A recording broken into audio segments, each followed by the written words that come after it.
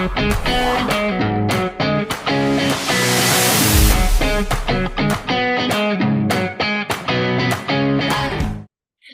evening, everyone, and welcome to tonight's session. We are on week 6 of the Web3 and Crypto Basics Bootcamp.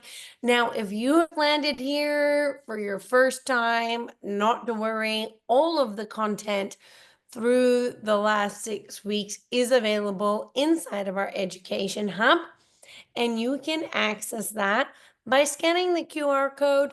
I have also shared the link. It's the very first link in the chat. That is the link where you can sign up and get access into the bootcamp, which we are going to be changing into the Education Hub. Now, this live boot camp that has been in partnership with All Things Blockchain Jana and Finsightful was our test pilot, and we are actually building out an entire education hub, and there's going to be a lot more educational resources coming available to you. So if you're not already in there, you can go ahead and you can sign up either by scanning your phone or using the link that I put in the chat there for you. Now, we've got a lot of our content to get through. So tonight we're going to be talking about what are NFTs, Metaverse, and what is digital ownership. We are going to be bringing in a guest speaker, Marina. She's going to be coming in a little bit later. I like to bring in people, even though I've been in this space for many years now, I still don't feel like an expert in Web3. And the reason is, there are so many verticals, and I really think that if you're new to this industry, pick a lane, pick something that you are really interested in and become an expert in that lane, because it's really hard to be an expert in all of them. So we're going to bring in Marina, who has a background. She's the founder and CEO of Digital Canvas Revolution. She'll tell you a little bit more about her. She's going to jump in and talk about her journey of being a creator and how she uses NFTs and the metaverse in her world.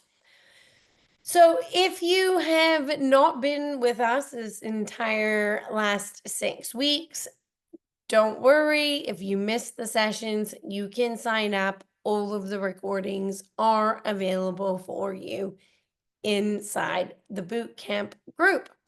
So quick little warning for all of you that are new, or if you're watching this recording, if you're new to crypto and Web3, it's going to be information overload. It is like learning an entire new language. I always like to say to people, when you're starting to learn a new language, first you learn the alphabet, then you learn how to make them into sentences, then you learn how to create paragraphs, then maybe you can write a letter or a novel and beyond. So it's the same thing when you're learning the language of Web3 and crypto. It's going to be information overload, so just be prepared for that. We call it going down the rabbit hole. We do like to make this an interactive program, so please jump into the group, ask questions. We're here to support you as much as we can in your journey. I always like to warn people to be safe, just in online in general. It's not just the crypto space, but even more so in the crypto space, and maybe even inside of this group. A lot of scammers will target beginners because they know that beginners are wanting to learn, they're wanting to make money in crypto. So please just be super savvy. If you've just joined us, we have already covered about how to stay safe, how to identify scams. So please go back and watch those recordings. So how are you going to get the most out of the session? Turn off those distractions. Grab a pen and paper, or if that's your notes, write things down, pop questions in the chat as we go along. Just be open to learning about new things, ask questions, and engage. That is how you're going to get the most out of these sessions that you attend. So as always, we've got a quick disclaimer. Everything that we provide for you is educational purposes only. We do not provide any financial advice. We may share with you what we do, what we invest in. We're not recommending that for you. You always need to do your own research. A lot of the activities and the practical activities that we give you It's for you to learn how to start doing your research. I'll jump in and show those of you that haven't seen inside of the boot camp. For now, until we build out these short courses, which we will be building out, all of the resources on our Google Drive. And we also share the links with you. I've already shared the links so you can get access to those practical activities. And if you do them, naturally doing those practical activities, you're going to learn how to do your own research. And as always, this content is always recorded. So before we jump in and talk about today's topic, because I've got a lot to get through before we bring Marina in, is events. So we have a few different guest speakers coming up. So next week, we're going to be talking about DAOs and DePIN, which I am definitely not an expert in. So I brought in Dominique, who is the founder of Hivelo, and he is going to be telling you all about the world of DePIN. Of course, I'll be teaching you the basics, but then he'll be giving you an in-depth of really what it's like to be involved. How can you download and earn, and how you can start participating in the DePIN networks. And then the week after that, we are bringing in Olga to talk about dollar cost averaging and investing mindset, so that we can really try to set you up for success for your next steps past this boot camp. ATB has a whole bunch of events coming up. We're actually hosting an event tomorrow night here in Brisbane, but do not worry if you're not local. So Martin and Margaret, I'm sure I'm going to see you there. But if you are not local, if you are not local, don't worry. We live stream all of the events. So if you want to tune in and hear what the OKX team has to say, we've got Amy Rose Goody, who is the CEO of DECA, which is the Digital Economy Council of Australia, also joining us. She'll be talking about the macro moves. And then we've got a couple of crypto traders talking about the trading mechanics. So lots to learn. And we've got our event in Token 49. And then we also do a lot of online events. So it doesn't matter where you are. You can sign up to our Luma calendar to get updates on those events. And then EvolvH3R, okay, so this bootcamp is a whole bunch of communities coming together. We're also hosting some overseas events. So please just sign up to those Luma calendars if you want to know what we're up to. So as I mentioned earlier, this has been a boot camp. We have a game going on. Now you might be like, oh, this is my first session. If you've just landed here, it's okay. You could still be in the race for winning, but it means you need to be dedicated, because how you win is by completing all of the weekly quizzes. And when you go into the group, and if you scan that QR code or hit the link that's at the very top of the chat, you can get access. How you could still win is by completing all the quizzes and filling out the forms and engaging. We've got some amazing players that are in the top races. And we'll pop into the group afterwards and I'll give you a little bit of an overview of what that looks like. What do we have up for grabs? We've got hold card. I was going to say cash, but really it is stable coins. We've got stable coins up for grabs. We've got VIP Bybit merch boxes, and we also have some tickets to Australian Crypto Convention, and we've got some EvolvH3R scholarships on offer. Also, if you are interested, Bybit has a special offer that if you sign up with them and you deposit over $100 USDT, you get $20 USDT deposit. And then EvolvH3R and ATB, we're adding an extra $5 on that. You don't even need to do the $100 deposit. We will just give you $5 USDT if you sign up with our referral link, only because we really want people to realize how easy it is. You can order your Bybit card and it's super easy to spend. So you can go ahead and do that. So let's jump into it and let's talk about, just gonna make sure nobody else is waiting. Fantastic. Okay, let's talk about what are NFTs, Metaverse, and digital ownership. So a lot of the times people get confused. Tokens versus cryptocurrency. Now, it is very easy to get confused because everything is generally referred to as a cryptocurrency. We have this like kind of blanket statement. But ultimately, a token is just a unit of value that is issued onto the blockchain network. Now, if you are new and you're kind of like, what is blockchain? You got to go back and you got to watch the earlier lessons. You can start here, but there is going to be some language and terminology that I'm not going to explain today because we are in week 6. So please go back and watch those recordings. Now, tokens are more than a digital currency because they can be used for a much broader range of applications using something called smart contracts. Now, the primary difference between cryptocurrencies and tokens is that cryptocurrencies have their own blockchain. Okay, so what does that mean? Is we've got Bitcoin and Ethereum. They have their own native layer 1 blockchains. And we went through this in depth last week.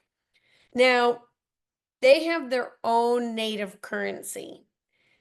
You can issue tokens on top of the Bitcoin network, or you can issue tokens on top of the Ethereum network. So that is the primary difference, is anybody can create a token, and we're going to talk about that in just a second. So the most popular network today is Ethereum, okay? And we're only going to talk about some of the most popular Ethereum protocols today, ERC20, 721s, and then 1155s. But a lot of chains have different protocols. Now, we don't have time to go through all of those today. And as I have previously explained, this is a boot camp, and the boot camp is to just kind of give you a broad overview of all of the different topics. We probably could do a whole course just on what are tokens, different protocols, the different protocols on Ethereum, Avalanche. I'd have to bring in experts for those because, as I mentioned at the start of this call, you really have to understand. It would be like trying to learn how to become a doctor and an engineer and a mechanic all at the same time. It's not possible. So what we're trying to do here today is kind of give you a broad, wide, foundation of knowledge so that you can decide what rabbit holes that you want to go down. So, big safety tip. As I just mentioned, anybody, absolutely anybody, well, no, literally anybody, if you have the skill set, can go and whip up a token. I could go and create Danielle's token tomorrow and I could put it on the DeFi marketplace.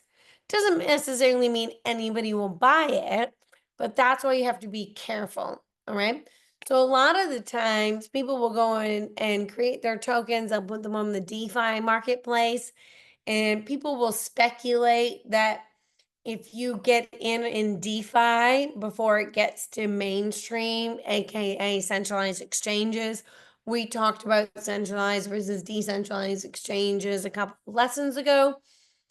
But the theory is that if you get in early on the DeFi plays and then it makes it to a centralized exchange, that you're going to get a huge capital gain. Now, the reason is because the theory is that if it makes it to a centralized exchange, that it's been vetted. The centralized exchanges have done their due diligence, and it's just not some pump and dump scheme. Doesn't necessarily mean that's true, but it's supposed to be kind of a way of kind of feeling confident that it's a true project. But my main thing is anybody, even you, can go and create your own token and you could start selling it on a DeFi marketplace. All right, so let's break down tokens a little bit further. So a token represents fungible, tradable assets or utilities that reside on the blockchain. And we've already kind of covered this a little bit throughout the previous lessons, but tokens are usually created, distributed, and sold through initial coin offerings. We definitely talked about ICOs. So a lot of the times you can actually get in early to a project by investing in a token. And that token, a lot of the times, will be a future value that they're going to offer you. So it may be like, and I like to use a lot of examples. If you've ever heard of Kickstarter, which is like a funding platform, it might be somebody that has a product that they want to develop, but they don't have the money for it. So then they'll raise funds from people that are like, oh, that looks like a cool product. I'll pre-order one, and then you basically pay for it ahead of time, and then they use those funds to go and create the product. Similar concept, okay? So these tokens are basically created and then sold and then distributed, and a lot of the times through an ICO, but not always. Now, there's many different types of tokens. We briefly touched on utility versus security tokens in a previous lesson, but there are many different types of tokens. Now, we are not going to unpack all of these. This is where we could literally do a whole course just on what are tokens, what are the different use cases for each of them. But what I really want you to highlight, some of the two most popular when it comes to investment or speculation will be the utility and the security tokens. And we've already kind of touched on those briefly. But social and governance are definitely another two huge areas that have been growing massively. NFTs are probably the most popular that people have heard about, and we're going to talk about NFTs in just a moment. Exchange tokens, a lot of the times, are tokens that you like Binance, for example, has BNB, or there will be different types of tokens on like DeFi protocols like Uniswap, and there are these tokens that you can participate in, and then stable coins, which we've already talked about. Just out of curiosity, is anybody own any social or governance tokens? Are you a part of any DAOs or actually NFTs, or you know what, any of these? Does anybody know if they own any of these types of tokens? No, we got yes. Okay, Roseanne, what kind of tokens do you have?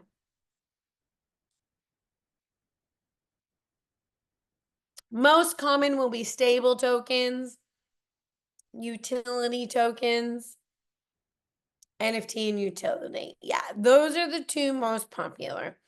So for myself, I actually use stable coins on a daily basis. I've got some utility tokens. Let's ask the SEC if I own some security tokens. That's up for debate. But I also am a part of some DAOs, and I'm also a part of some social programs. So there's lots of different use cases, and I actually own a few NFTs as well. Now, I don't participate in a lot of these verticals on a daily basis because I'm more of a hodler, but I like to play.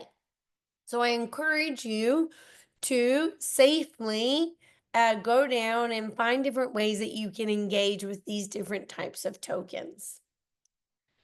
So we're going to talk about Ethereum. I know previously a lot of our examples have all been about Bitcoin, and today we're going to hone in on Ethereum.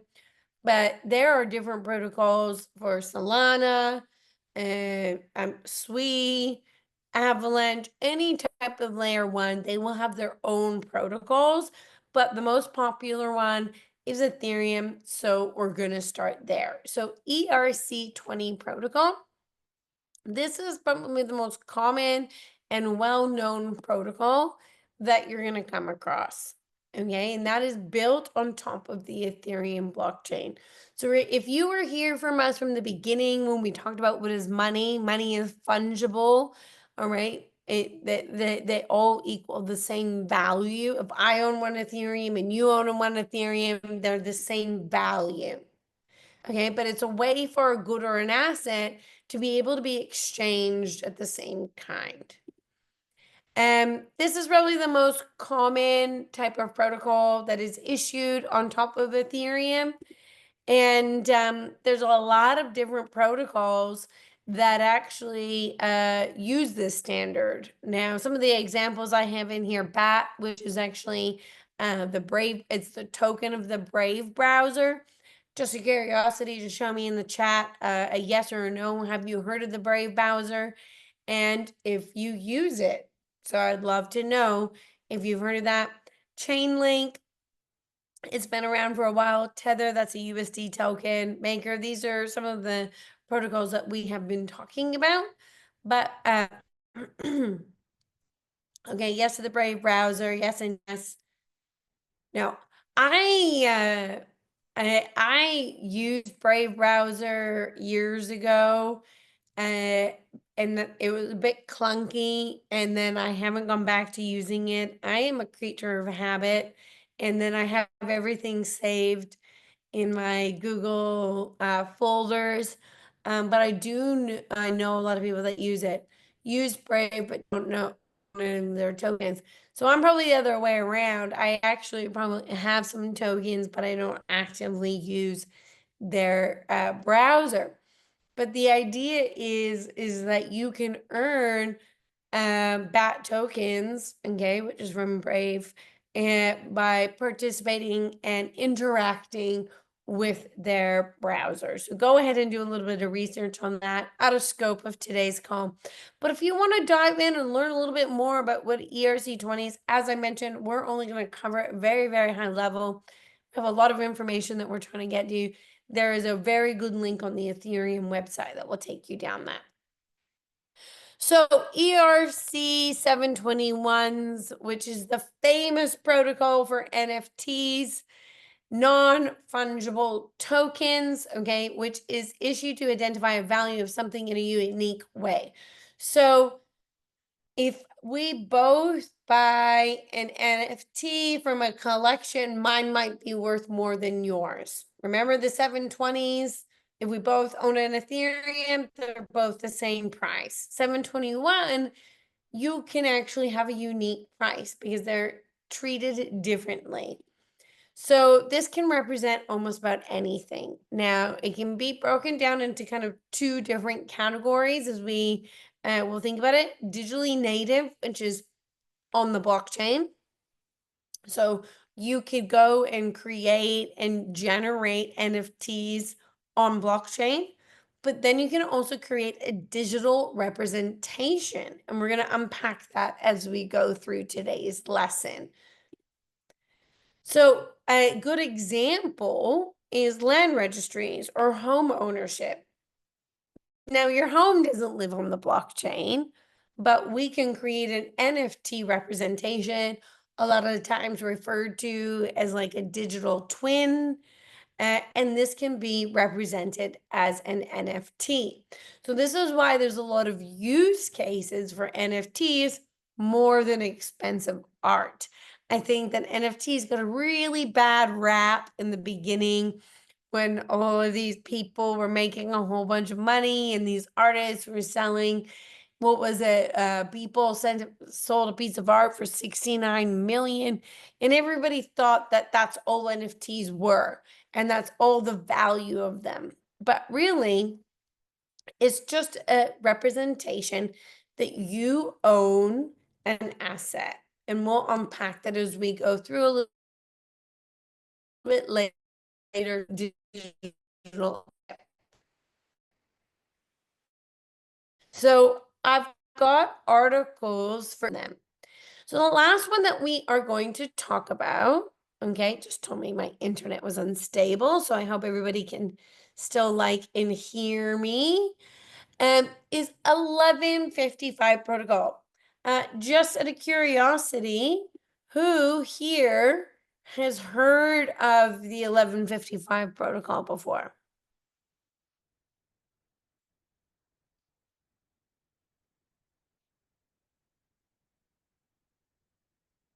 Okay, mostly no's. We've got a couple yeses.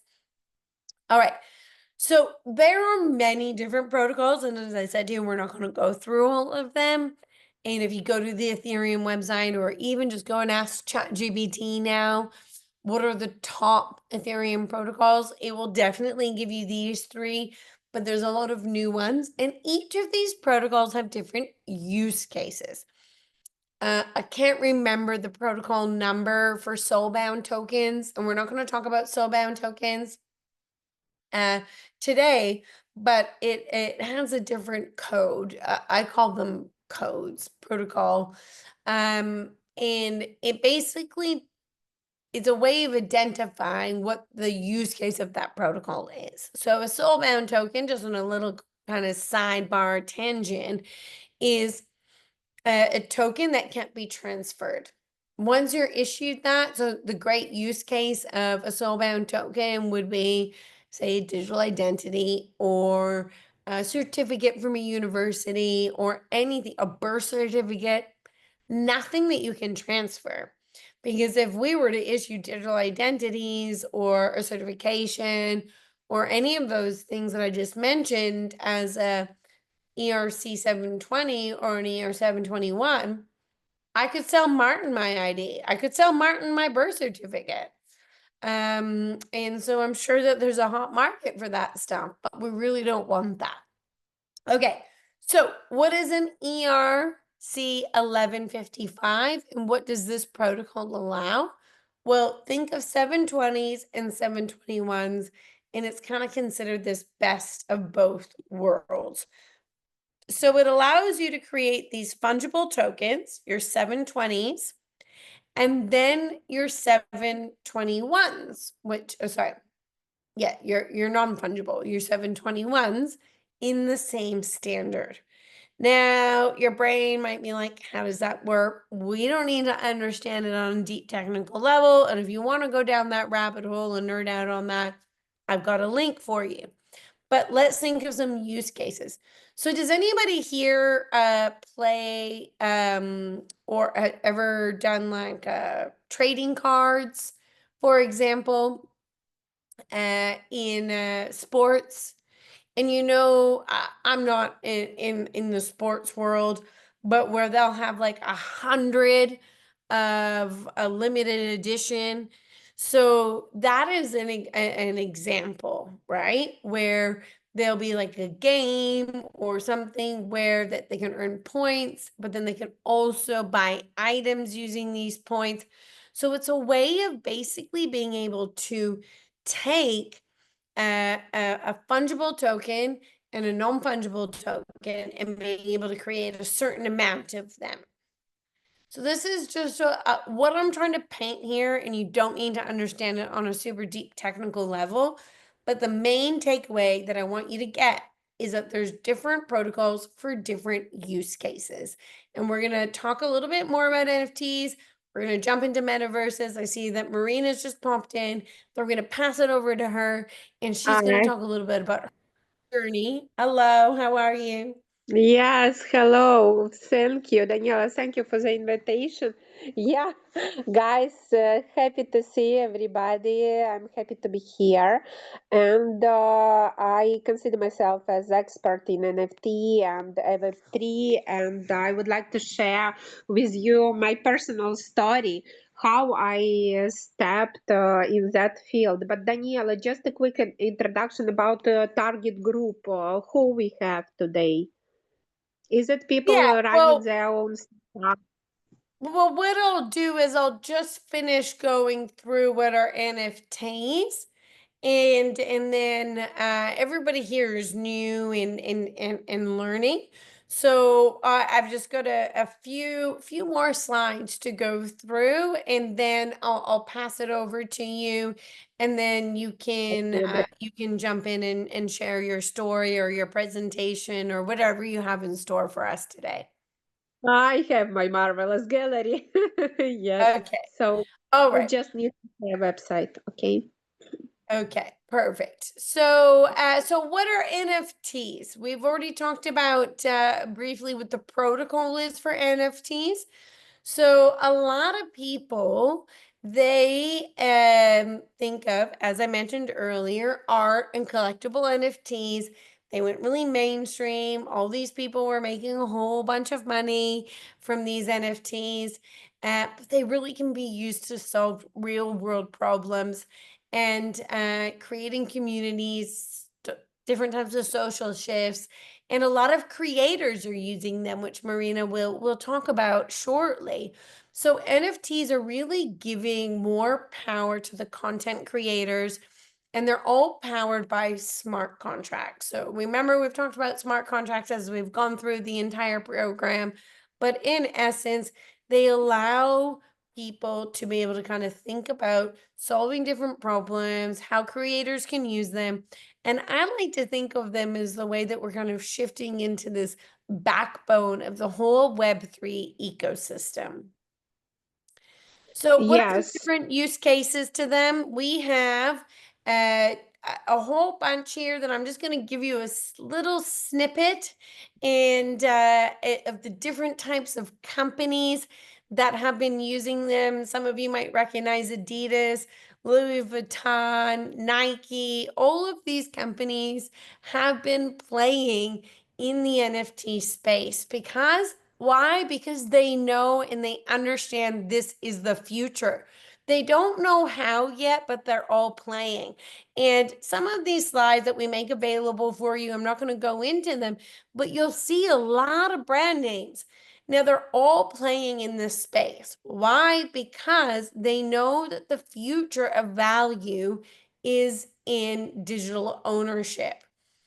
We've already talked about that. This just gives you some examples of some companies that have been investing in the different types of collections.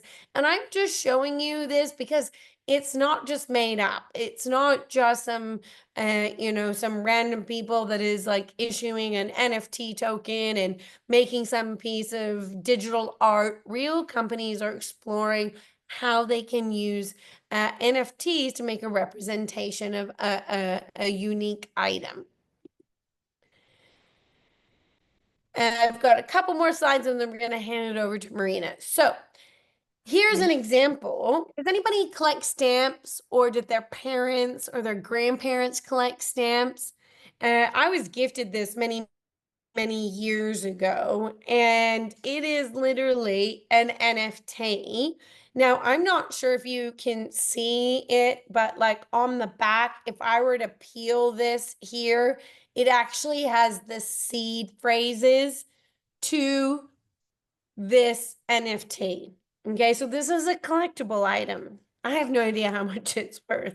Maybe one day it will be worth a lot. But this is like a new modern way of collecting stamps. POAPs. If you haven't heard of POAPs, it stands for Proof of Attendance Protocol. And this is a really good way. We talk a lot about this when we do our Web3, how to get a job in Web3 and how to start building your on-chain resume. Collecting POAPs is proof. I can't remember whose image of this, but this shows all of the events or all the different things that they've attended.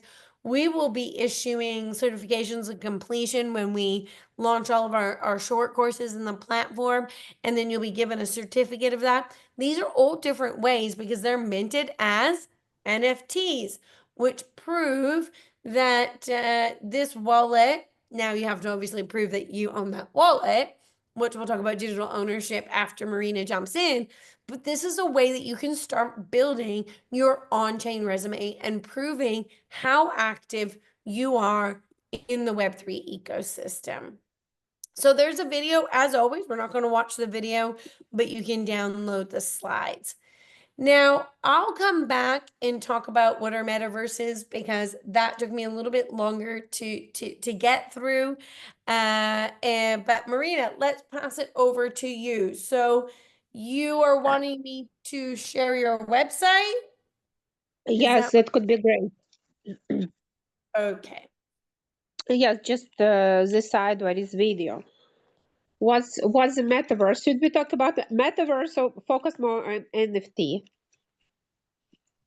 Well, we've just gone through what are Okay, so while you are NFTs? sharing the website, I will just quickly tell my personal story. Yeah, I was Yes. very successful in NGO, and I was running a Center for Entrepreneurship Support for 15 years in Belarus. And we have been doing projects with the European Commission, World Bank, and the United States Embassy. So, as you know, maybe the situation in Belarus, yeah, that after protests, almost all the NGOs was, let's say, under pressure, and I need to run fast. Yeah, with my children and the black cat, we have been relocating to Latvia. And after I start thinking that that world is really real, I mean, real one is really fragile, you know, and that's why this is something like a safe space where you can run your project, where you can run your business, and that doesn't depend on your physical location. Yeah, so like this, my personal perception of metaverse is that is like a safe space in internet for self-realization, and it could act and you can act whenever you are in this world. Yeah, so that's why, could you please a little bit move for the second video? Yeah, Daniela. Sorry. Yeah, could you please move a little bit for the second video? Yeah, the first one, no, the second one. Mhm. So yeah, so I started my way as being as first what I started with, that is NFT art. Yeah, now with AI it could be easily created, and I started my way from NFT Paris. Yeah, that's the most worldwide exhibition devoted to NFT, and also NFT spaces like OpenSea or Solanart or Rarible or Super Rare have been start developing. Yeah, and what I like about that is that it's a constant proof of your relations with art, and the art masterpiece belongs to you. Yeah, because you have unique digital address, yeah, that you can prove that this art is yours, and that's the only one. And what is most important at NFTs is that it is also a really good investment, and it's helps you to earn your constant commission. For example, if it's today your art is sold for, your NFT art is sold for 1,000, for example, and you put at OpenSea commission of 10%, when that art will be sold one more time, yeah, from the, let's say, past owner, you will constantly receive that commission. And when it will be sold for third time, you will receive also 10% of the constant amount. So it's very good, like for passive investment also. Yeah, so that's one point of NFT, one side, that it could be passive investment. Yeah, and on another side, it's you see that's like, that's also from NFT, from conference. Yeah, and that's collectible NFT, and that's also tickets. Now a lot of educational establishments, a lot of galleries and festivals, they are transforming their tickets into NFTs. From one side, that's reaching high level auditorium, which is not, let's say, constantly presented in real words, because being fond of games. Yeah, that's that classic of generation Z.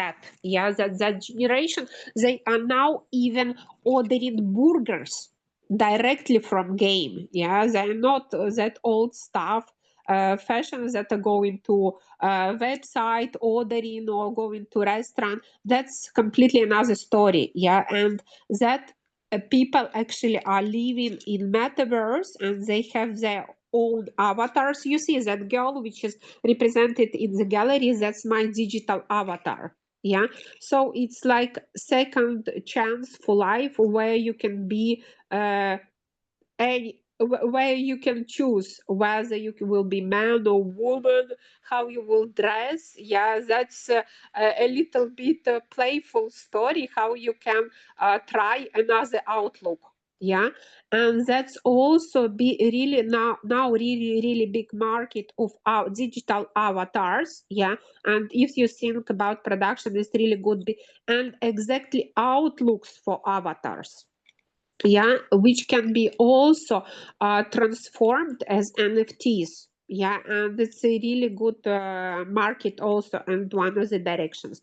And returning to the tickets, yeah, that's collectible NFT. I was at the conference, Banana Conf in Tallinn, and they have been presenting that NFTs, but in that case, that technology mixed NFT, that mixed with NFC, you know, when you can scan the code, yeah, Can and you just you explain to people? Some people might not know what NFC is. So what's the difference between NFT and and the NFC? NFC, yeah. So NFT and NFC, that's completely two different things, because NFT, that's minting and tokenization, yeah, and in that case, uh, the item has price in crypto, yeah, but NFC, that's brief or let's say brief introduction of the item. Yeah, you just put that at the back of your phone, and then information appears like about that item, how many items, what's the color, and so on, like basic characteristics.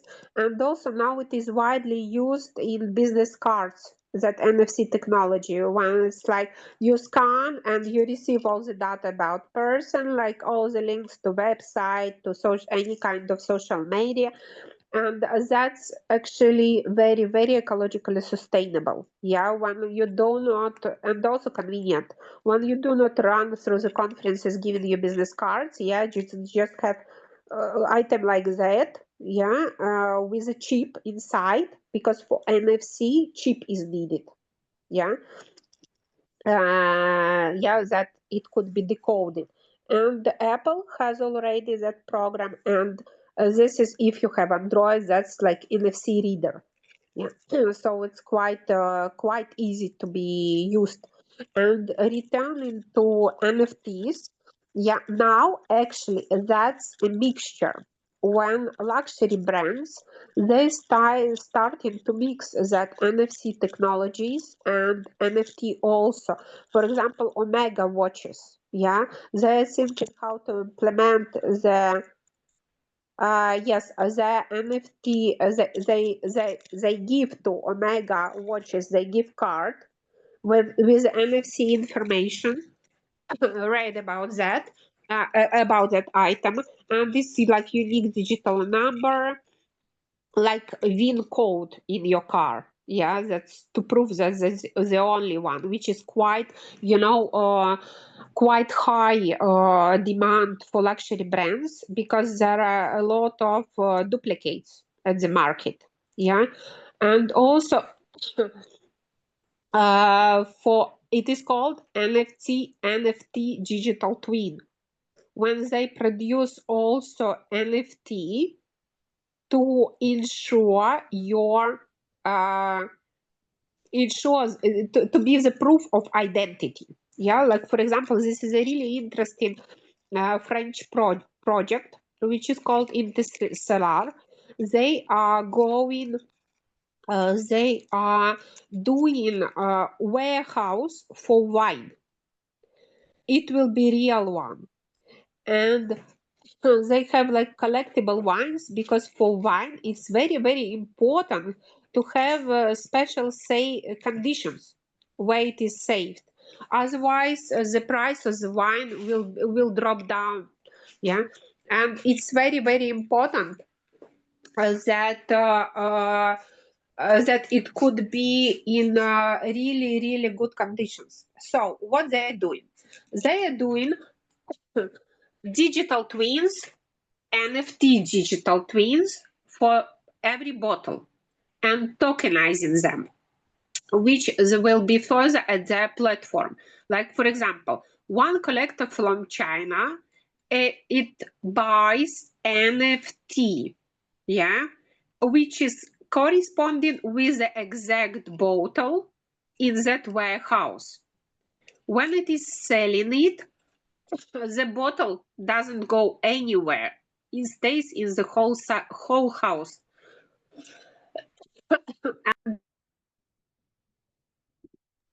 Sorry. And NFT is transferring the right of ownership. But the real product, it stays in the whole house and can be claimed, can be sent, and can be used according with the, let's say, owner order or direction. Yeah. So that is quite a big trend, like NFT digital twin. And also what Dolce Gabbana did, they did a collection of t-shirts and put at OpenSea. You are buying NFT t-shirt and they send you the real one exactly as that NFT looks like according with your size. Is it clear? Do you have any questions? Do we have? Yeah, Martin has asked, how is that policed, the bottle in storage? What do you mean policed?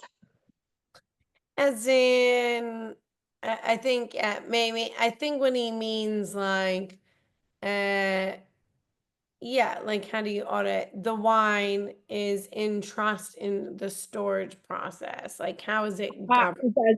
That's the company who built that whole house, yeah. And how to prove that that is the video reports, of course. Yeah, it's easy to be monitored because it's cameras, it could be reports, and it can be climbed at any moment, which is more important, that like if you can climb it and the delivery organized, that's definitely there. Yeah, so I think we Yes. I teach this a lot in the diploma that I used to teach. Blockchain has a lot of value, but garbage in, garbage out. So it's like, how do we validate, like Martin's saying, they'll say, yes, we have this amount of gold Yeah, yeah, bars yeah. in our storage. We're just taking them for face value. So I think what they're asking is, how do we actually know? Sure, we can buy an NFT that says that's attached to this keg or to this bottle or whatever, but how do we know it actually truly exists? Which is actually, after this will be the next subject, is talking about digital ownership. So Yeah.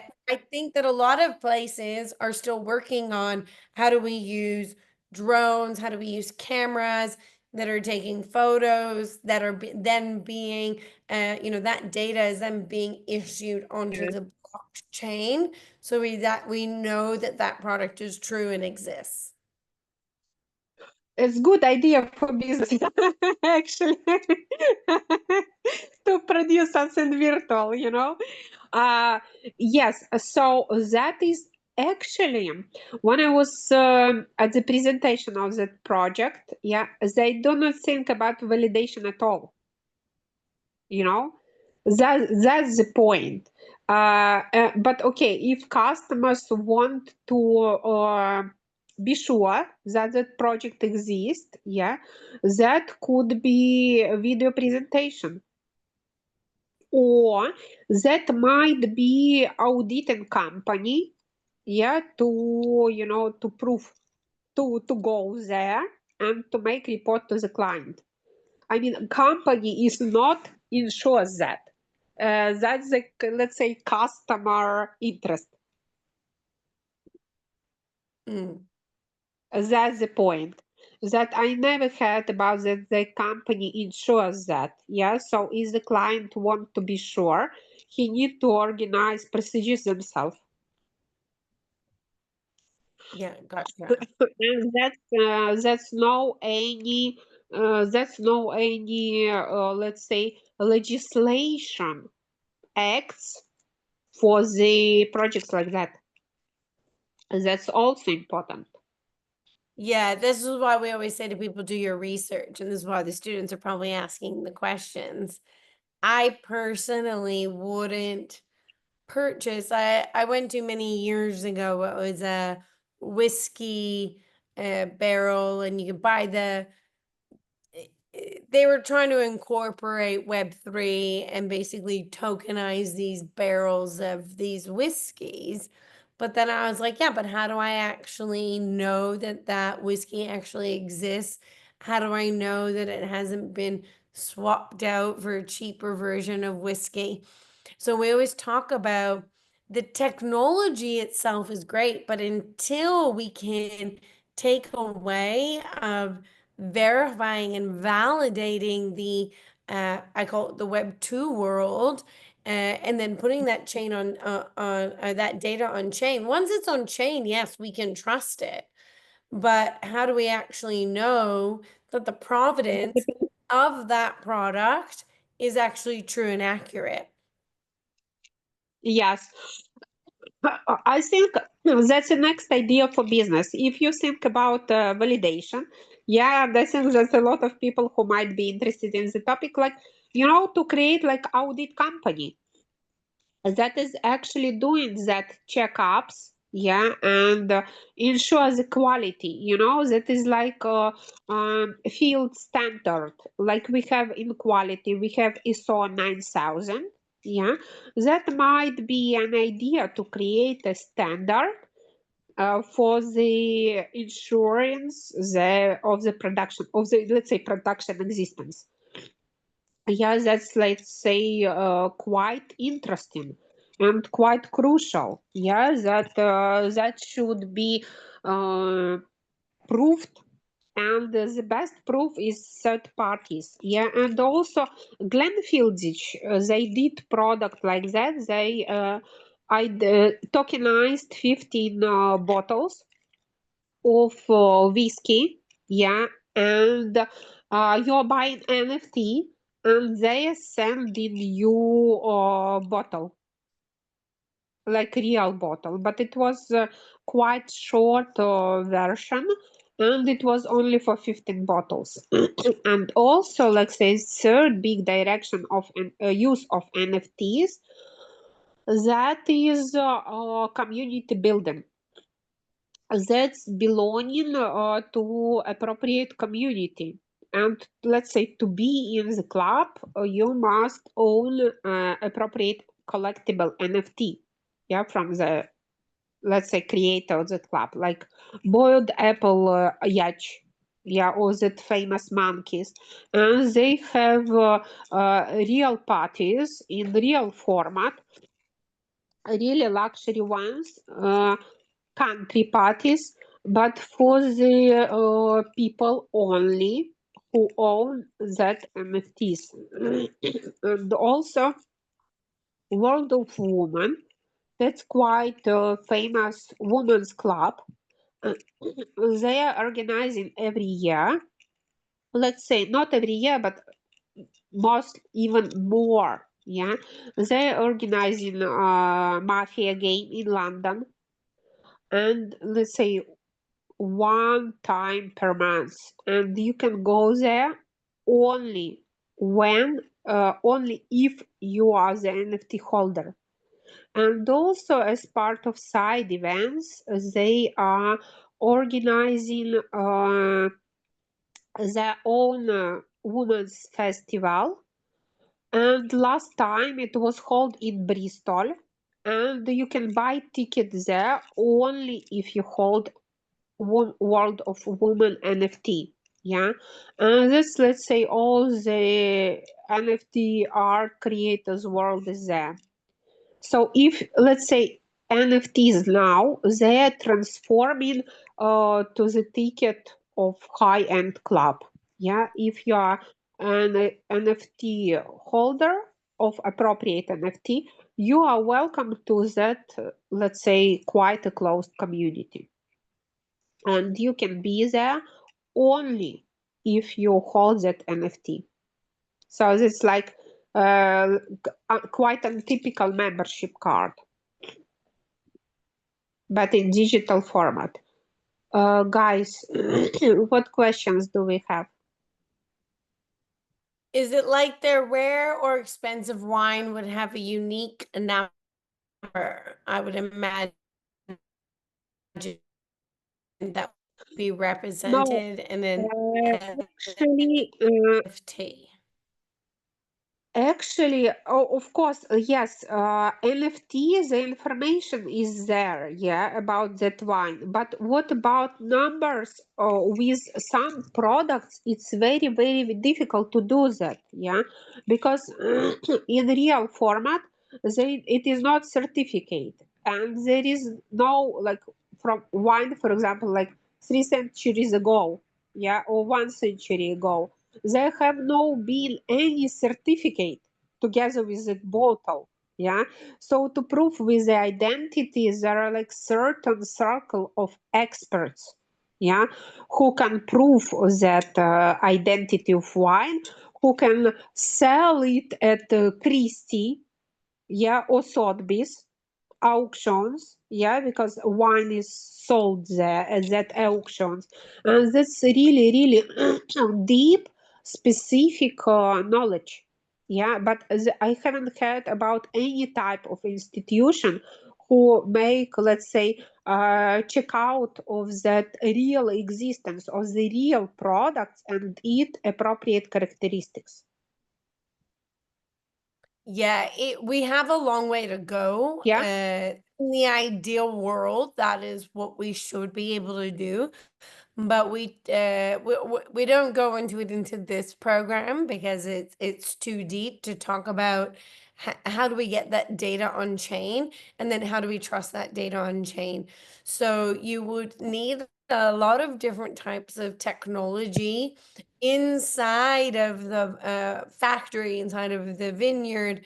I have a friend that, it's a little bit sidebar, they have an emerald farm in Colombia, and what they're doing is they're actually using a proprietary and like emerald DNA that they put into the emerald at the time that they're mined, and then that is then put onto the blockchain. So then you're supposed to trust the provenance of that emerald. So we have a long way to go from where we're taking real world assets and then verifying that they're true and accurate by the time that we put them onto the blockchain. So it's a very common saying, garbage in, garbage out. So just because it's on the blockchain doesn't necessarily mean that it's true and accurate. Yeah. And then how are we actually validating that it is real? So I know a lot of artists, and this will be my question to you to wrap it up, is you know, a lot of artists before the Web3 world came in, they would have different ways that they would try to make imprints onto their art. And it might be on the back, it might be a hidden NFT, it might be like a hidden logo. And unless you know where to look for it, and that's how Yeah. you know it's actually real, painting from the real artist. And I always used to ask a few years ago, and I still ask the question, is what are we doing? Is there tamper-proof QR codes or NFC chips that we can put onto Yes, real world exactly. assets to validate that we can scan that and we know that that's actually like a real piece of art, or a unique bottle of wine or scotch or whatever it is, to validate that it hasn't been imitated, or it's not a knockoff. Yes, that's why I mentioned about mixture of NFT and NFC. Yeah, and NFC used for real products that could be proof that they exist and their characteristics exist. But remember all that, say, ancient world, yeah, the one, let's say, people who were buying that high-end luxury stuff, they had their consultants and they have been inviting experts, that to prove their identity, yeah, like to check with the signature, to do x-ray and to see if it's original or not. Yeah. So that is a really big potential to create an institute of experts exactly in let's say verifying digital twins, NFT digital twins with the real products. Yeah, and this really crucial and really important because the technology is developing. But what luxury brands are doing to prove the identity, they are putting NFC chips to their products. Yeah, And that's yeah, and doing NFT digital twins. yeah, so it's like an And for embedded NFT, NFC into the product. yes, into You real product. yeah, to make sure that you can verify that it's true and it's Uh, real. yes, yes, and actually that's one of the Austrian companies. It's like high. I think the startup is active for 2 years already. They're putting NFC chips for art and on real art, and they're putting also NFC chips for musical instruments. And when you what do you mean by musical instruments? For example, violins, guitars, yeah, which is let's say collectible items. Very interesting. No. Gucci is not doing that. Gucci, they have their shop in Decentraland. They have their shop in Decentraland where you can go with your avatar and buy, let's say, Gucci digital clothes for your avatar, and they can send you the real ones. Yeah, the real ones according with your size. Well, we're actually going to talk in a little bit about metaverses in just a moment, but I do know that Louis Vuitton was selling. Uh, they had what do you want to call it, a marketing expert, and I still didn't understand it, but they were selling trunks as soulbound tokens, and I mentioned soulbound tokens quite briefly. Soulbound tokens means that you can never transfer it. So it's almost like a collectible item that you buy. It's almost like a status item that it's like, I own this Louis Vuitton trunk and it comes with a soulbound token and you can actually never transfer the ownership. Yes, but what Louis Vuitton did, they did also game, Louis the game, yeah, and you are going through the game, this like a forest, and you can find one of collectible NFTs. So Mm. they do it also through the game to increase the loyalty of buyers. Very interesting. Yeah, I think we could continue going on down this rabbit hole, but I hope this Yes, helps everybody realize. Yeah. yes, but what I'm doing now, that's also quite a big potential for NFTs. I'm creating now platform that NGOs can fundraise in crypto through using NFTs. For example, this is a need for ecological campaign. We are doing garbage bins, yeah, with like collecting, for example, like 2 kilos of waste, 5 kilos of waste, yeah, and we are selling that with that. That's a plan, like to sell that garbage bins as NFTs. That sponsors can also show their contribution. So Yeah. many, so many different interesting cases. And Martin, you are right. So many rabbit holes that we could go down. So Yes. we will leave it there, but I hope that helped everybody realize uh, uh, Marina has gone down and become an expert in understanding NFTs and the metaverse. And like what I'm about to finish off of the lesson is I'm just touching the surface. So you can pick whatever rabbit hole relates to you. And before we wrap it up, could you just quickly explain why did you go down this this avenue of becoming an expert in like kind of the NFTs and the metaverse world? Why? Because that's the expertise that can be valid forever in the imagined world. You know, now the trend is developing really, really high, and let's say the world needs new solutions. Yeah, and for example, gamification is developing really, really much, and for example, for Generation Z, that's quite difficult to see them in the museum. Yeah, that's why that digital galleries start to developing. And even now, Singapore University, they did the duplicate in Metaverse. And a lot of events are going on in Metaverse. Yeah. So I want to be to know how to do it, okay? To be, let's say, high end and to develop certain trends. It's very, very interesting, to create something new and exciting. Yes, and I always say to people, when you learn something, it might be like, oh, that doesn't seem practical now. Like there is a gap between how do we take the Web 2, the off-chain world, and put it on Yeah. chain in a trustable, verifiable way.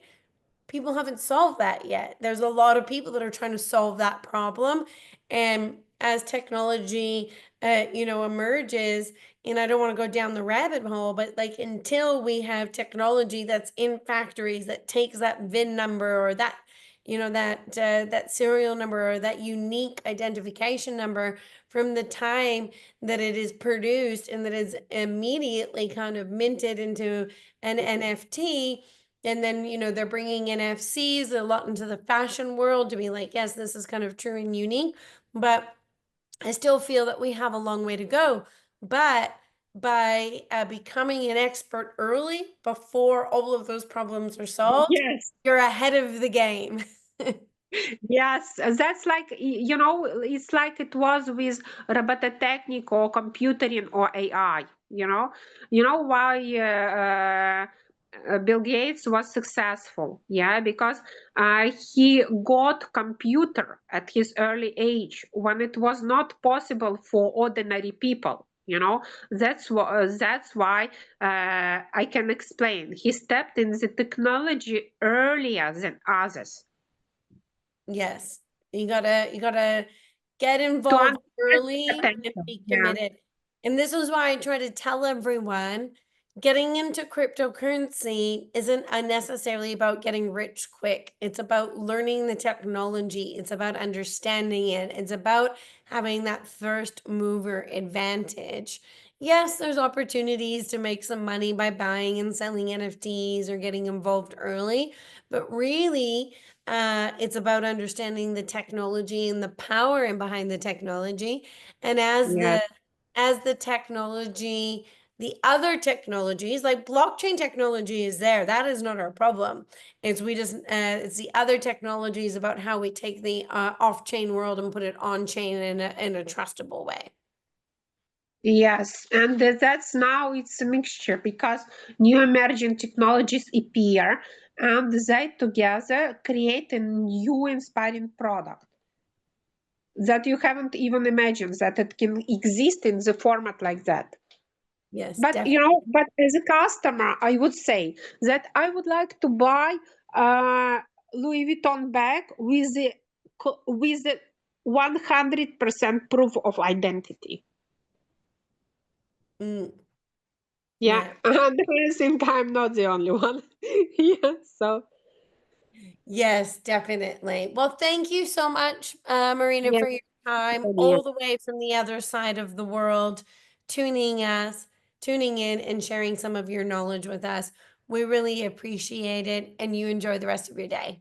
Yes, thank you, Danielle. Guys, it was pleasure meeting you. Bye. Have successful Bye. project. Ciao.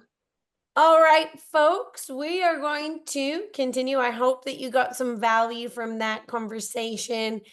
And it just kind of painted a little bit more of a picture of the power of NFTs and how they can be potentially used.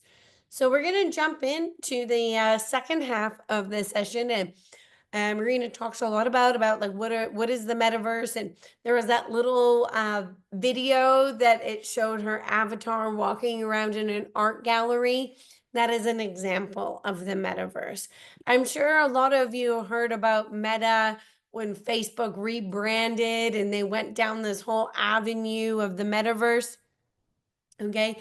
And it's about creating these virtual worlds where people can kind of interact with each other. I feel that the metaverse has kind of had this like early, what do you want to call it? Trend. It was a bit of a trend and then it fell off, but I still think that these metaverses have yet to see their full potential. So how can you enter in a metaverse? It really depends on what metaverse that you're interacting with. But a lot of them these days have VR headsets, AR glasses, and a bit of a mix of both. Just out of curiosity, anybody on this call actually own like a VR set and like go in and play games or do any type of immersive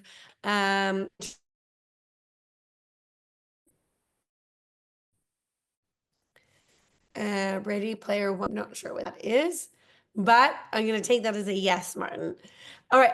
So it can cover a lot of different types of virtual experiences. Gaming is probably the biggest one that we know about. Social media, shopping, education, entertainment. We're going to unpack some of her son has a headset. Of course, your son does. But the whole idea is to kind of create this digital space where anyone, anywhere can kind of come together and engage in new ways. So it's not necessarily new if we want to take about the whole gaming sector, but there's definitely two different types of metaverse. We've got the centralized metaverses, and I've got some examples owned and operated by a single entity or an organization. We talked a lot about the differences between centralized and decentralized over the last few weeks, so I'm not going to go too deep into that. Decentralized metaverses, that means that there isn't a central point of authority. So for example, if you buy an asset or a piece of land in a centralized metaverse, you don't actually own it. If you buy it in a decentralized, you own that asset. That is probably the two primary differences that you need to be thinking about. So probably some of these popular games, and as Martin, I'm sure your son plays some of these games where they can kind of go in and they can be in these submersive worlds and they can interact and they can buy assets and they can connect and have these experiences, these virtual experiences. But then there are some decentralized metaverses. Now, Decentraland, I'm not surprised that he has both. Decentraland is one of the probably the oldest. I'm not going to say guaranteed, but probably one of the like definitely the OG metaverses, and they've been around for a while. And a little funny story, probably was my best return on investment ever. It was probably back in like 20, I can't even remember now, maybe 2020. And somebody that I was following at the time talked about Decentraland, and I thought it was the weirdest thing ever. I was like, who buys a piece of virtual land? It sounded so weird to me, but I'm a bit of a high risk taker and a gambler. And I threw $250 in it. And yeah, I think that $250 turned into 15 grand. So it was definitely my best investment to date in terms of ROI for the money that I put in. But they do fashion weeks in there, as Marina had mentioned. different stores have different plots of land in there, and you can kind of go and do different immersive experiences. I've heard of concerts happening in there. So if you haven't played, go have some fun. Sandbox is another big metaverses. Those are probably the two most popular decentralized metaverses if you want to go and have a little bit of a look and a bit of a play. What are some different use cases? We've already kind of talked about some of them, so I'm not going to hone in and spend too much time on this, but immersive entertainment, live concerts, performances, business operations. So a lot of them are like, how can we facilitate and be able to do product design and kind of get the clients involved? Education and training. I'm a part of an education DAO, and I've jumped into some of their metaverses where they have kind of these interactive learning experiences. And what are some other ones that I have here for you? Enhance customer experience by really trying to kind of like customize. When you go and like a simulator, like a flight simulator. Okay, well, imagine if you could do that, go in and kind of experience something before you buy it, especially when you're doing things online. I know that there's people exploring this in the fashion world. What will it look like on me? So there's lots of different types of use cases. Meetings, collaborating, feeling like you're inside, you're actually together. I know that there was a lady that was exploring with how they were bringing in like telehealth into the metaverse world, old age homes. So there's lots of different use cases that are being explored. We've already talked about advertising and branding. So these are just some of the things that companies are experimenting with. And I really want to use the word experimenting. It was like earlier, those slides that I showed with the different brands that are exploring, because this is still a new technology, but they're exploring how can we use NFTs? How can we use metaverses to basically innovate? Because if you're not innovating, then essentially you'll probably become left out. So originally, this is when I was going to bring in Marina. We've already talked with Marina. So let's jump into the last leg, foundation of ownership. Now, some of the content that I'm going to talk about, we've already covered. And so some of this is going to be a little bit of a refresher.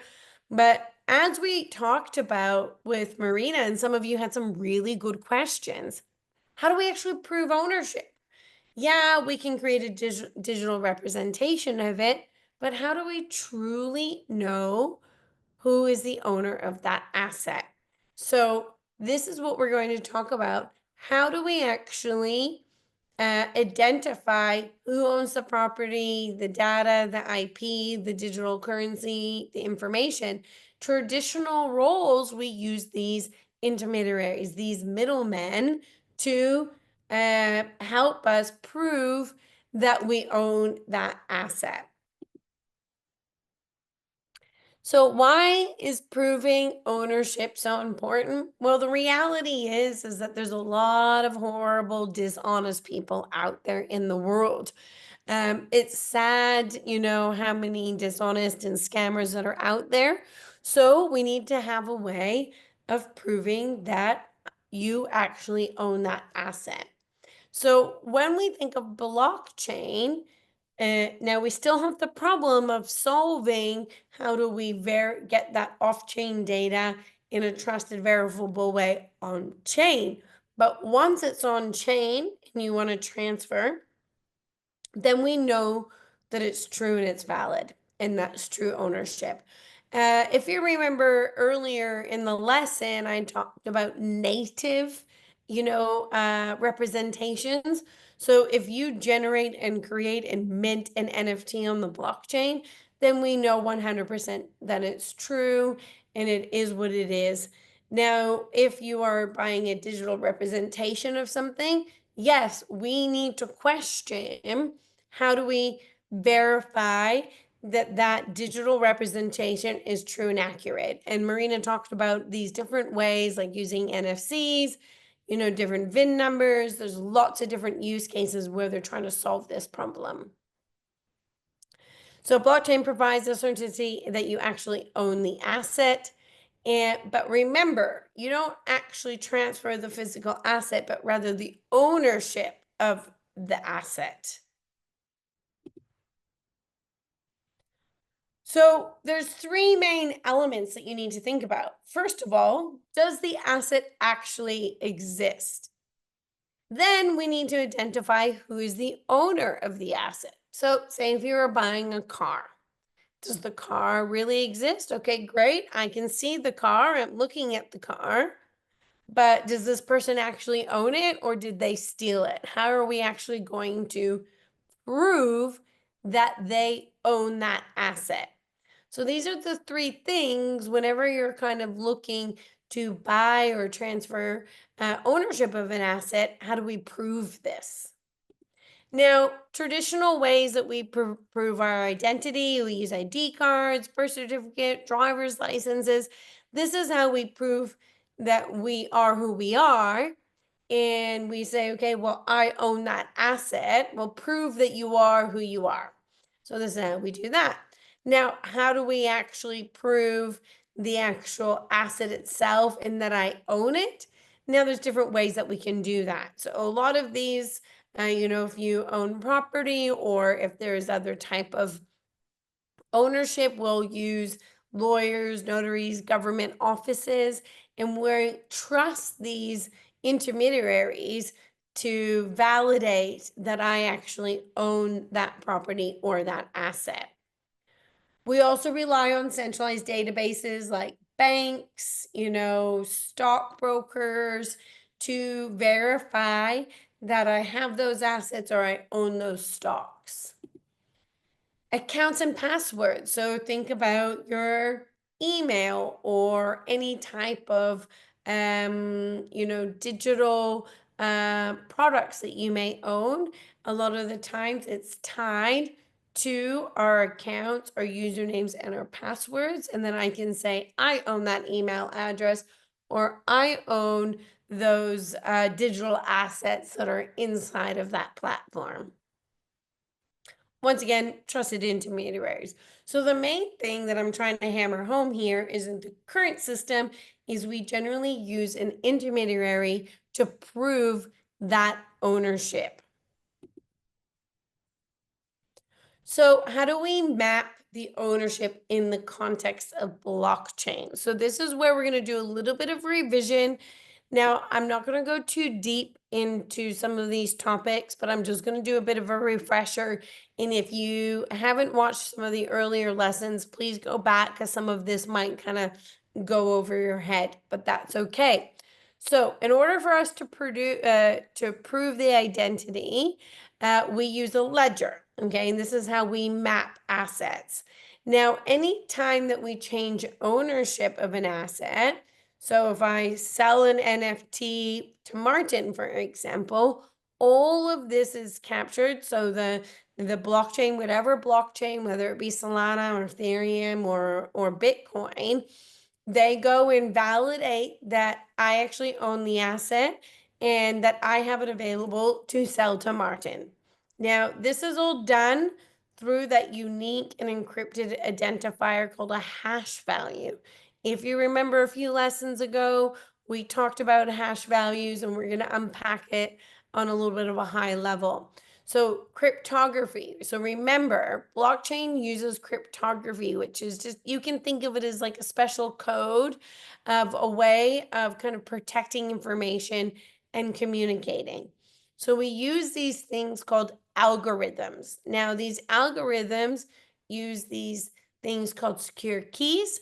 We use these keys to sign and verify messages.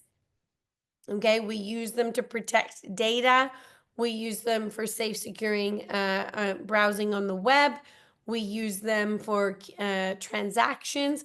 So cryptography has been around for a while. It is not unique to cryptocurrency or Web3. We use cryptography in our day-to-day lives, and these are just some of the examples of how we use them. Now, they use these mathematical formulas, and to be honest, it's too technical for me to even explain.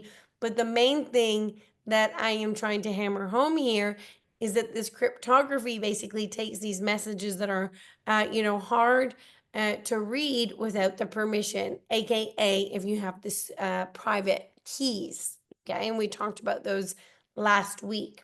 So blockchain uses cryptography to create these hash values, and 256 SHA is the most common kind of hash values that we use because they're the most secure. So what is a hash value? And this is where it's going to be a little bit of a refresher for those of you that have been following along. Now they are basically, you can think of them as like kind of little computer programs that take this data into a fixed length number, regardless of the size or the output. So it doesn't matter if it's 1,000-page document or a 1-page document, it still has this fixed length regardless. Now, if that document, once that is, got a hash on it, and then that is put onto the blockchain, even if one letter is changed in that document, when you go to verify using the consensus mechanisms that we've talked about, it wouldn't be accurate because it has been changed. So it is a way of basically taking that document, because I'm using the example of a document, and putting a hash around it so that it has this unique identifier. And if anybody were to tamper with it, we would know that that document has been tampered with. So you can think of it as like that. You can think of that is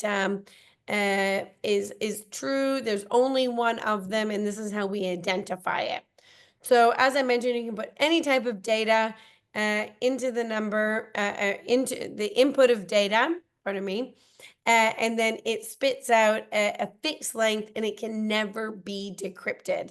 So I know a lot of you are probably like, what is she talking about? It's a very complex topic, and I want to give you a little bit of an example here. So you'll see hello, and it has a long string and a hash. Then you see a sentence and it has the same length. So it doesn't matter the size of the data that you're putting in, it's still going to have the same hash.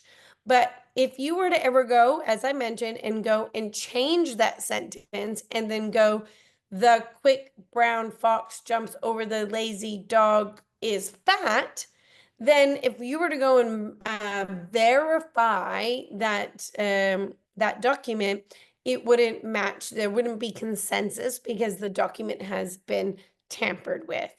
So I know that's a little bit complex to understand, but all you need to know is that it's these hash values, it's these unique identifiers that basically protect the data that is put onto the blockchain. And that is how we know that it is tamper-proof, that it is immutable, which is some of the terminology that we covered earlier on. So we've talked about public and private keys. So this is just a bit of a refresher. So the public key, now that is the public key that is a unique code that is linked to your wallet in the context of blockchain. Public keys and private keys can be used in other different types of use cases. But for this context, if you are wanting somebody to just send you cryptocurrency, you would give them your wallet, aka private key, and then they would be able to send you, say, some cryptocurrency to that wallet. Now, on the flip side, if you were wanting to send some cryptocurrency, you would need to have the private keys, which shows that you have the ownership of that asset. Now, that would mean that Martin wants me to send him 1 Bitcoin. I have to prove that I have that Bitcoin, and then I have to have the private keys to be able to sign that transaction. And I'm not going to dive too deep into it because we talked about private keys. We talked about your seed phrases. We talked about how you can protect them. But what I'm trying to highlight here is that how you prove digital ownership in the context of blockchain is you need to have the private keys. So as I mentioned to you earlier, if I were to tear off this little well, I can actually show you because I don't really think that you guys are gonna So you'll see there's a QR code in here, and then there's the seed phrases in there, okay? That is the private keys. Now, I'm not going to undo the whole thing because who knows, maybe this will be valuable one day. But that's how I show ownership. If I were to lose that, then I wouldn't basically have ownership of those of this digital stamp. So how does this all relate in the context of a block? Okay, so the hash value is like a digital fingerprint. That is the original data. The hash value confirms by or the consensus mechanisms, what we've already talked about, all right, that the data hasn't been changed. So you would then broadcast to the internet and say, okay, has anybody tampered with this? Is this accurate? Then all of the nodes validate, okay, and they say, yep, that's true and that's accurate, okay? You don't need to check the actual data itself, you need to check the hash of the data. So in summary, on chain, we don't move physical assets, we transfer the ownership of them. Okay, we use cryptography to prove that the asset is true and authentic, that the asset actually exists, and who is the current owner of that asset. Now we use that in the form of wallets, okay? So these are these pseudonymous representations. How we protect the data on the ledger. We know that this is the single source of truth by using cryptography. And that's why a lot of people will say we use code. Code is, we can trust the code. So I know that was a lot of information. You can apparently buy a car. What do you mean you can apparently buy a car using this?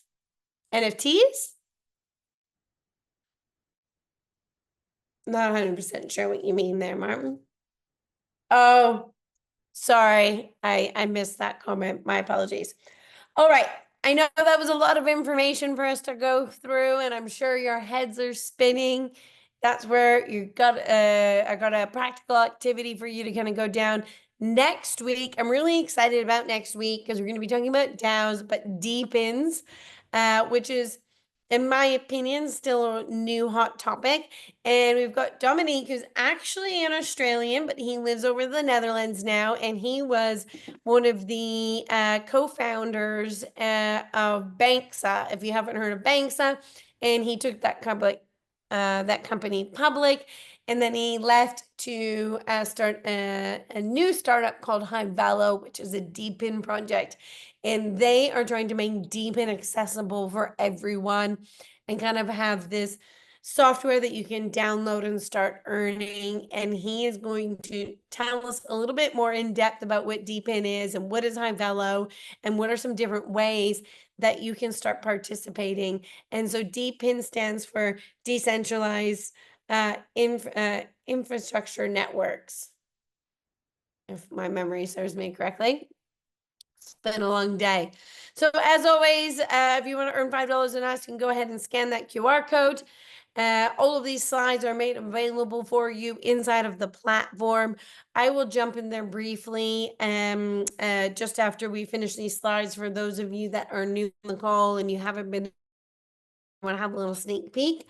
But as always, we give you a learning activity, a practical activity, and this is for you to go and take a look at some of the top selling NFT markets, some of the top metaverses, and so that you can just go and start learning and playing in these different worlds that are made available to you.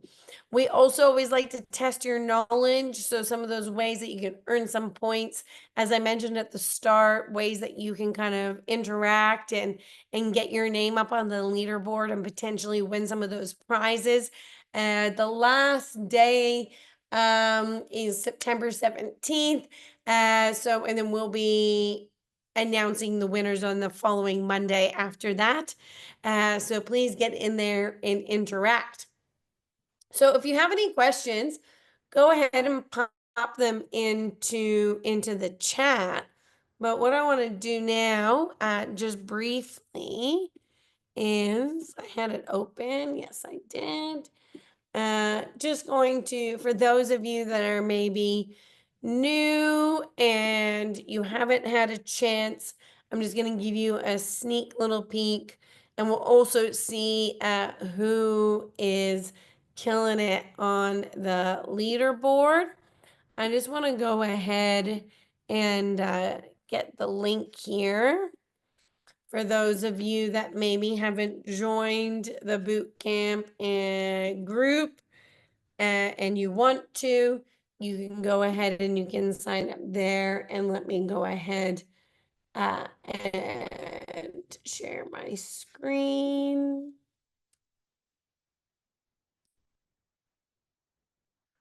Why is that not showing?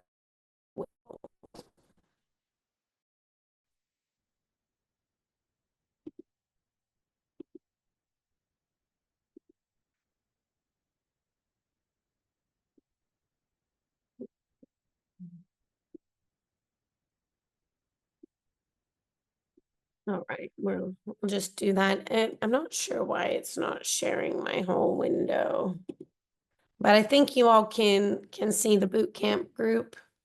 I'm not sure why it's not showing the window. Yeah, but it's a bit weird. It shouldn't be showing. It should just be showing maybe this. Ah, all right. All right, so this is the group. Eventually, when we start putting courses in here, you'll have a whole bunch of different courses in here that we're working on. Yeah, no worries. We will send out tomorrow. We'll send out the recording via email. But thank you for joining us. We also do put all of the recordings inside of the platform. So you can go to weekly recordings. You'll see the crypto basics. You'll see the Web3 basics. But also you can go into these different channels and you'll find all of the resources pinned here. You can get involved. You can interact. You can share your points. So all of these, like David and Nick, they're all doing these and they're earning points for sharing their learnings. And that's where you've got some of the top leaders in here. So you'll see that in the last 7 days, we've got Michael and Logan and Dave and Dee. I know she was on holiday and she's back. We got Margaret, Nick. So these are the ones that have all been kind of done something in the last 7 days. And these are the ones over the last 30 days and then the overall scores. So you can get in there, you can start doing your quizzes, you can start interacting. Other ways that you can get points is just by posting, liking, and commenting on each other's posts, all different ways that you can learn and engage. You can also see the different types of lessons and things that we have coming up. So all of the information is there for you inside of the group. Any other questions that you have? If that's no other questions, thank you so much, everyone, for joining us. I hope that you got some value from tonight. I hope that me and Marina have kind of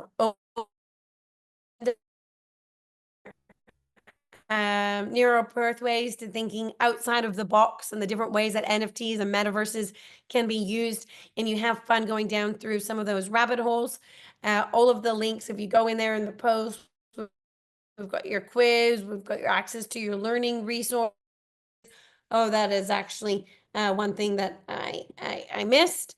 If you go to getting started, you'll see these important links in here. For now, until we build out the lessons inside, you can go to these drives and you'll find all the PDFs of the slides, all the PDFs of the learning resources, but you'll also find, so for example, if you click on here, you'll see all of the links to the resources. So everything is available for you in here.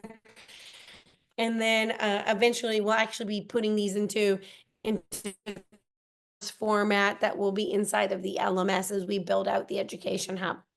So thank you so much, everybody, for joining us. And tune in on Wednesday if you're learning about the crypto trading basics with Renee.